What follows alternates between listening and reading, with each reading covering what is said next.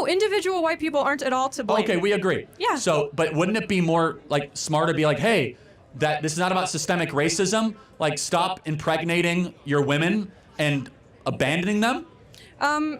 Well, the way to incentivize not impregnating women and abandoning them is increasing access to healthcare, into housing, into everything that we know increases those outcomes for people. So we have spent $30 trillion on the social welfare system since 1965. Black people are poorer, and the single motherhood went from 25% to now 75 to 80%. So the more money we've spent on Black America, the less fathers we have, because Black women divorced Black men and married the government. And do you think that's a problem inherent to Black people? No, it's not. It's happening now in white communities and Hispanic communities. It's just the worst in Black America. And why do you think that is? Hi guys, my name is Favor, and today I want us to check out a video together where a college student says ID cards are racist and also affirmative actions are great. So let's get right into the video. So let me ask you a question. So in the CRT literature, what do they think of white people or whiteness? Who would you like me to quote? Kimberly Crenshaw. I haven't read Kimberly Crenshaw She says that yet. whiteness is a cancer or a toxin on our society. The concept of whiteness, the racial concept of whiteness. Okay, so what is whiteness? What is whiteness? Yeah, define it. As Kimberly Crenshaw would probably say, the sort of construction of privilege that comes with being white in this country. Right, so what privilege do you and I as white people have that Black people don't have? Yeah, great question. On applications that are blindly judged, white-sounding names are often given the job more, they're paid more. Not true. In fact, it's the opposite. There's Black privilege right now. It's called affirmative action, where underqualified Blacks are taking Asians and white people's places in universities across the country. True or false? Sure, true. Okay, so yeah, there's Black privilege, not white privilege in this country. I actually don't think affirmative action is how we address education inequality. Okay, well, that affirmative action is still largely supported by the CRT regime. But let's get back to CRT, to the essence of it. Sure. CRT believes in one manifestation of its ideology is Black-only dormitories. So white people are not allowed. Do you believe in Black-only dormitories? No, and I don't have to agree with every aspect of an ideology to argue for it. So then what part of CRT do you like? Because they call whiteness a toxin, Black-only dormitories, and if you want to talk about like ideological or intellectual sloppiness, the 1619 Project was... I think it's very sloppy. Okay, we agree. Nicole Hannah-Jones. I think it's overstated, and I think some of the parts are inaccurate. Okay, good. The parts of CRT that I think are most relevant and, very factually, you can, what am I trying to say? There's a lot of evidence for them, is the fact that previous inequalities, such as the institution of slavery, such as our treatment of Native Americans, do in fact affect those populations today. And you were saying before, in inner cities, there's a lot more crime, and a lot of that is because of redlining and other practices that come directly from the mistreatment of minorities previously in this country. So I want to make sure I understand. So Black people make up 13% of the American population. Oh, 1350, my favorite. Yes, exactly. Why do they commit 55% of all the murders? Super great question. It's basically a very complex intersection of race and economic status. It's pretty well known that minority people tend to be in a lower economic status because of discrimination that they face. So then why don't poor Asians commit a lot of murders? Also a great question. Asian people weren't originally brought to America on purpose like Black people, and they weren't already present here like natives. Wait, so Blacks murder because they were brought here 250 years ago? No, I would like to finish. That okay, just answer. It's very simple. I am answering. No, I know, but you're not really. I am. Asian Americans predominantly immigrate here for work reasons. They come from already wealthy countries. They're already wealthy when they get here. Crime is committed primarily by First of all, poorer that's not people. true. Talk to anybody from who's Vietnamese? Anybody? Did your family come here wealthy? No. Yes not and no. wealthy, Okay. but not. Yes I'm not or saying no? they come No. here. Okay. The average Vietnamese does not come here wealthy. I'm not. Okay. I perhaps misspoke. Not wealthy, but a lot of the. You complain about it all the time. A lot of the immigration from countries that border us, right? It's sort of desperate people who are of a lower economic status, right? And they're coming here for a better life. So two things. Number one, there's been more Blacks that have legally immigrated to this country in the last 30 years than were ever brought as slaves. That's number one. Number two, you still haven't answered the question. I'm trying to. Why? It's a complicated answer. Black people are only 13% of the population, yet they commit 55% of the murders. Why? Because black people tend to be in lower economic statuses because of Okay, no, this is CRT, fine. This is great. Basically. So you think that poverty equals crime? No, it doesn't. I think that it's Definitely not. highly correlated, and there's a lot of studies This is where on we that. disagree. What an insult to the working poor So of this why country. do you think black people commit more Well, crime, first Charlie of all, Kirk? so how? Let me ask you a question as No, my answer it. Go on. What percentage of blacks have a father around when they're raised? I'm not sure. 20%. So that's why you 80% of think it is. blacks do not have a stable father around. It is the most predictable way to end up in prison, end up as a murderer or a criminal. And why It's do not a you think that's racism a problem? It's not a white supremacy problem. It's a fact that black fathers impregnate women and they don't stay around with the women And that they have why- impregnated. Charlie Kirk, do you think that Is- that happens more in the black community compared to others? It's threefold. Number one, we subsidize single motherhood. Number two, it's culture. It's accepted in the black community, and it so shouldn't it's be. culture. Okay. Don't take my I word see. for it. Read Thomas Sowell's own book on how black culture allows single motherhood to continue into a nanny state type practice. 75% of black youth are raised without a father in the home. 75%. Is that a bigger problem or not a bigger problem than whiteness, white privilege, or white supremacy? How They can should you all blame? be addressed, and they're all related. Okay, how is a white person to blame for the fact that 75% of blacks? Oh, individual white people aren't at all to blame. Okay, we agree. Yeah. So, but wouldn't it be more like smarter to be like, hey, that this is not about systemic racism. Like, stop impregnating your women and abandoning them. Well, the way to incentivize not impregnating women and abandoning them is increasing access to healthcare, into housing, into everything that we know increases so we've those done outcomes that. for people. So we have spent $30 trillion on the social welfare system since 1965. Black people are poorer, and the single motherhood went from 25% to now 75 to 80%. So the more money we've spent on black America, the less fathers we have, because black women divorced black men and married the government. And do you think that's a problem inherent to black people? No, it's not. It's happening now in white communities and Hispanic communities. It's just the worst in black America. And why do you think that is? Why is it the worst in black America? There's also a cultural problem. There is, and we have to be honest about it's it. just that black people are No, sort let me of ask you a question. like that, The in your average opinion. music that a black person in Compton is listening to, is it about contemplating the good, the true, and the beautiful, or is it about being a gangbanger and trying to get as much money and sleep with about as many girls as you can? I would actually like to think I would be offended by that. Do you think the average black kid in Compton is listening to Beethoven or some sort of gangster rap music that glorifies gangster culture? Silly question. Rap wasn't created to glorify gangster culture. So even though there is rap, I'm sure you're not that's answering. doing You're that. dodging the question because. Okay, I'm sure they're listening to rap. Okay. So you think there rap go. music makes them No, leave I'm their not. mom? Do you think the cultural expectation in black America is that you stay with the woman that you impregnate? Within black communities? I can't speak on that. Okay, the answer is no. It's not. It's not expected. Okay, and do you think that is... Hold on. In white Anglo-Saxon Protestant communities, it's a okay. fact. Hold on. In upper middle class white communities, Upper middle class. Say that part louder. yeah, upper middle class white Anglo-Saxon Protestant communities, if you impregnate a woman, you are looked down upon and we do not think highly of you if you abandon the woman that you impregnate. Mm-hmm. That's a cultural difference. Has nothing to do with money. Has nothing to do with anything except norms. Yeah. And the norms that have makes infected sense. black America are destroying it from within. We need more fathers, not less. We need more dads around and less drag queen story hour.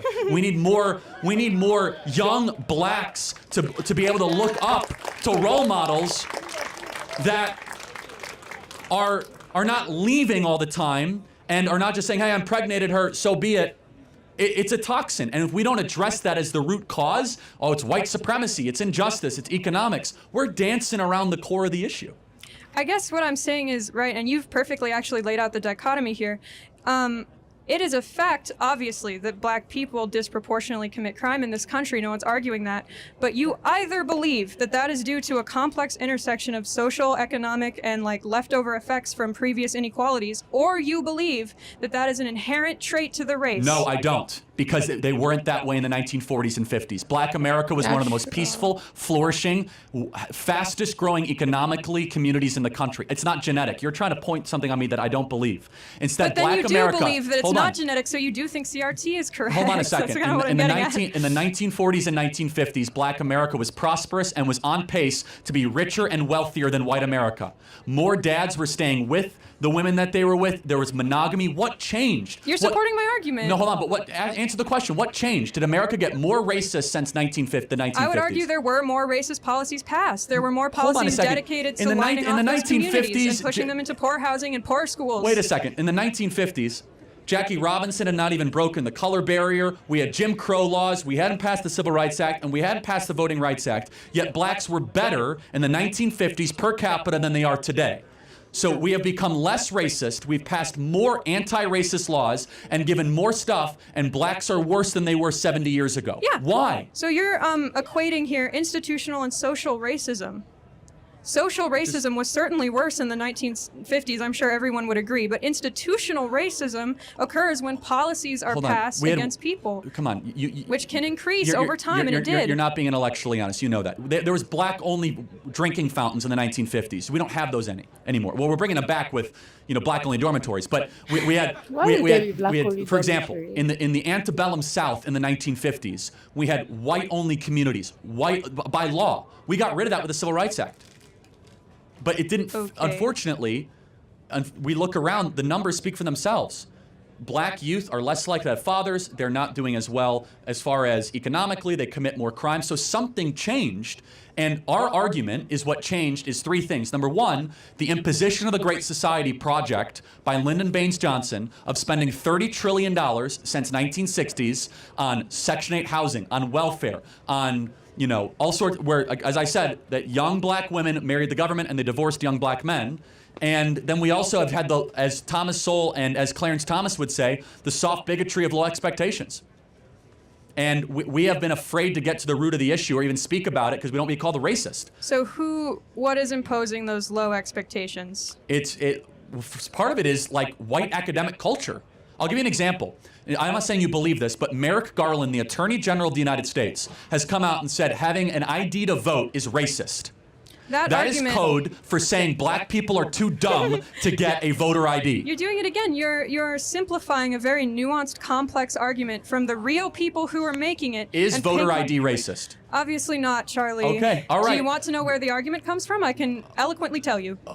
Eloquently tell me why voter ID is racist or whatever. Certain policies in southern states were proposed that would, I think the quote from the person who decided the case was, with surgical precision, target the times where black people were voting and make it illegal or harder for them to get that to come at that time. And then they were targeting the type of ID that black voters had and making that specific type of ID illegal. That is racist. Perfectly fair. How does that impact today, saying that every citizen, if you need an ID to vote, just that aside, why is it racist? Because we have to have, obviously humans are making those decisions, right? And so if there is still institutional racism and people in power that are racist, we can't trust those institutions to make those decisions without institutional discriminating against racism people. do we have in this country right now? What you just named it. What? 1350. Okay, well, I mean, affirmative action needs to happen because there is not that many minorities in these higher educations or higher education institutions. Okay, so you're being clear, which is then you lower standards. No. Affirmative action always does. Affirmative action lowers standards by definition. I'm saying why affirmative action was introduced. I'm not arguing for it. Were you asking me why it was introduced, or? No, I'm saying you agree that's why it was introduced. Well, I agree why it was. I don't think it ever should have been, but yes. Right, but there is institutional inequality, yes? Well, I wouldn't even use the word inequality. I mean, I don't love looking at it that way, but of course, white people generally are richer than black people in this country. Richer and more represented in politics and schools, yes? Somewhat yes and no. Why do you think that is, Charlie? Well, hold on a second. Let's ask the question here. Represented how? So, I mean... Look at Congressman. So, no, hold on a second. Are white people represented fairly in the National Basketball Association? Who cares? What political Hold on, power I does thought the we're all national... about fair representation. Listen.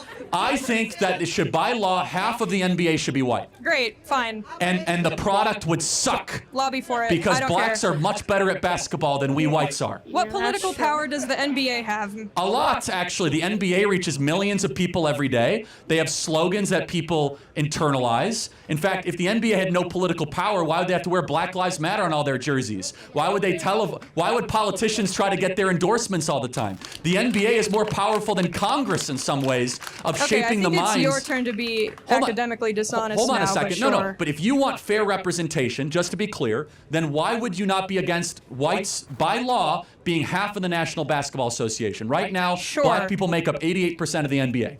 Do it, great. Who cares? No, I don't care. I'm saying, okay. Right, so here's my point. All right, fine. I have a shot, everybody. Please listen.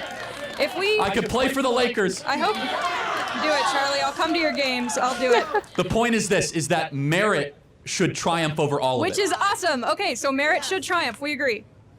Okay. Okay, Charlie, do you think black people are not as smart or competent as white people? Perfect. So they should, in theory, then be equally represented in positions of power. Hold on. So have you ever read Discrimination and Disparities by Thomas Sowell?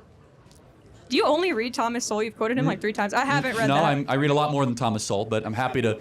Thomas Sowell's the only intellectual with the courage to go after like these core issues of why black America has fallen behind and why no one actually has studied it. So let's just give a great example. When you don't have a father in the home, the amount of words that a child hears goes down by 60 to 70%. The amount of words that a child, I don't know if you're a mother or not, or plan to be. Okay, no, just it's an important point. The amount of words that an 18-month-year-old hears is highly predictive of IQ, verbal development. Okay, so that's simple. When you don't have a dad in the home, the mom is overwhelmed, and there's just less interaction with the child. That's all fine. Okay, so we agree. I'm just saying that's not because of racism. That's true. Obviously, no, that's fine. That's good. No, she. I know what you meant. But you have a father in the home. All of a sudden, they hear thousands of more words a day, and they're like way further ahead of a single mother raising a child. That's not racism. Okay, so dads are good. Yes, great. Okay. My question to you I'm saying dads is, actually answer most of the questions that you might have about why black America is falling behind. Okay, but because their dads don't stay around, and that's bad. I'm trying to sort of get to you to reconcile your own beliefs. And if that's true, which is fine, that's true. We can say that's true. You either believe that has social and economic causes, or you believe that, black culture's just worse. No, and there isn't another thing to think. No, I was very clear. Right now, black culture is being held captive by influences, songs, and role models. I mean, Nicki Minaj, Cardi B. Okay, Nicki Minaj is causing dads to leave the home. Hold on a second. I don't think that's a good role model for 18-year-old black girls. I don't think that songs that are talking about like glorifying wet female genitalia is exactly, I don't know which one wrote that song. Which one was it? I think it was Ben Shapiro. Yeah, that's right. Yeah. But but by the way, the role models of the 1940s and 50s for black America were completely different. So it is a representation issue. Hold on a second. No, not representation. It's who do you get your art from? It's what values are they putting forward? It's the question of every day, for example, more times than not, black politicians will lament the condition of America. It's systemically racist. It's terrible. What does that do to a 14-year-old black kid if you just find that you hear that everything is rigged against you? Instead, they should be saying, hey, there might be some barriers, but if you believe in yourself enough, you can achieve in this country. It creates a form of social conditioning of low expectations, and that's not my argument. You know whose argument that is? Barack Obama's. I don't necessarily agree with everything you said either, man. Barack Obama said, number one, we need more fathers in the home. This is when Barack Obama didn't go super woke. Obama's a liberal. I don't care what he's got to say. Okay, but Barack Obama then secondly, he said that we can't keep telling our black youth that you can't succeed in this country. Anybody can succeed in this country. And Obama was right when he said that. Obama was correct when he said that we need to change the story we're telling black America. Which is fine. I've never heard any teacher look at a black person and say, oh, you can't succeed because of racism. Hold on a second. But what is the embedded message of all the propaganda saying it's systemically racist, you're going to run into racist employers, that they're going to discriminate against you? It creates this heaviness of why even try? By the time college students get to college, they've experienced all that. They don't need to be told. You think that the average? I'm curious. You think that the average black student at this university experiences like active daily racism? I'd be curious. I'm I'd just have curious. to I ask. mean, You can okay. ask I other I don't know. races I if don't you'd know. like. Maybe it's true. Maybe it's as bad as it was in the antebellum South. So I'm not saying that, obviously. Okay. I did say Fine. social racism improved. I'm Okay, saying to be institutional clear. racism is still present, and that's what's causing lower outcomes for minority communities. Do you think the reason why only 20 to 25%, it depends, we don't know the number, it's just a range per year. Sure. So 1 in 4 of black youth have a stable father around. What would you just say is the big, why is that the reason? A complex intersection of social and economic reasons, which are outlined in CRT. Okay. Thank you for the dialogue. Thank you. Okay. I think I'll start this way. Firstly, I totally agree with the 2 points that Barack Obama said. That firstly, there should be more fathers in the home. I think that's very important. And that secondly, the whole mindset of the black should be improved. Like, there is nothing that a black person will put their mind to do and they will not be able to achieve it. I think blacks should really have this mindset and then really hold on to it, because having a mindset that you are not able to achieve some things just because you feel like maybe there is racism or something, I think that is really affecting the mentality of, black youth now. And so I feel like black youth should really be sensitized and, should really know that whatever it is that they want to do, whatever they put their minds to do, they can actually achieve it. Those 2 points are very, very important. Now, the first one, saying that there should be more fathers, yes, I totally agree with that point. And another thing that was said in this video, that when he was asking if poverty should equate to crime, I don't even think it should be something that should be mentioned. We can't say that because a particular set of people are, not as rich as the other set, they should resort to crime, or that should be the cause of crime in the society. I really don't agree with that. I don't think that poverty should equate to crime. I don't even think anybody should resort to crime. One of the reasons why there is a high crime rate in the black community in the US is because there are no fathers in the home. The percent of fathers in the home are relatively low compared to those that actually stay. Now, in a home where both parents are present in the black community in the US, there is, much more growth for that child. And then there is in fact, the possibility of that child eventually resorting to crime is very, very low. It's very limited. I feel like that's why it is very important that there should be a father figure in a black American home. I really feel like not even just in a black American home, like in every home.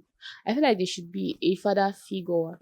And we also heard that in the white community, if you get a lady pregnant and then you leave that child, you won't even, in fact, you lose your respect. And so people wouldn't even want to do that.